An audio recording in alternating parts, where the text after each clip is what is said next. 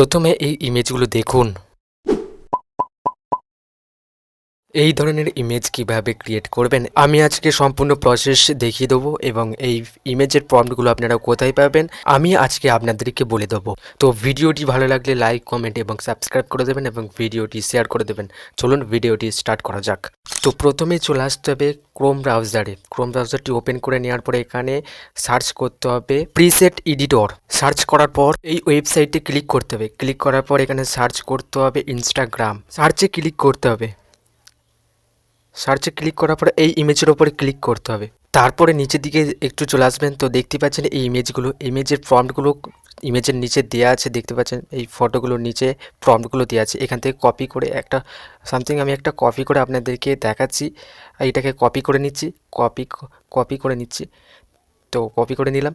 Copy করার পর ব্যাকে চলে আসতে হবে। ব্যাকে চলে আসার পরে জিমেনি অ্যাপটিকে ওপেন করে নিতে হবে। আপনারা প্লে স্টোর থেকে ডাউনলোড করে নেবেন। তো আমি ডাউনলোড করে নিয়েছি। তো প্লাস আইকনে ক্লিক করে এখান থেকে একটি ইমেজ নিয়ে নিতে হবে যে ইমেজটিকে ক্রিয়েট করতে চাইছেন। তো আমি নিয়ে নিয়েছি। এখানে যে প্রম্পটটি কপি করে রেখেছিলাম এটা পেস্ট করে দিন।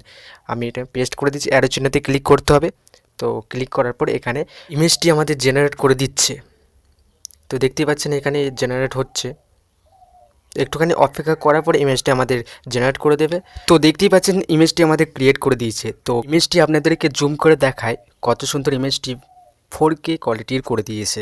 তো এই ইমেজটি ডাউনলোড করার জন্য এই কোণে দেখতে পাচ্ছেন একটি অ্যারো চিহ্ন। তো এই অ্যারো চিহ্নতে টাচ দিলেই এটা ডাউনলোড হয়ে যাবে। তো ভিডিওটি ভালো লাগলে লাইক কমেন্ট এবং সাবস্ক্রাইব করে দেবেন এবং ভিডিওটি শেয়ার করে দেবেন।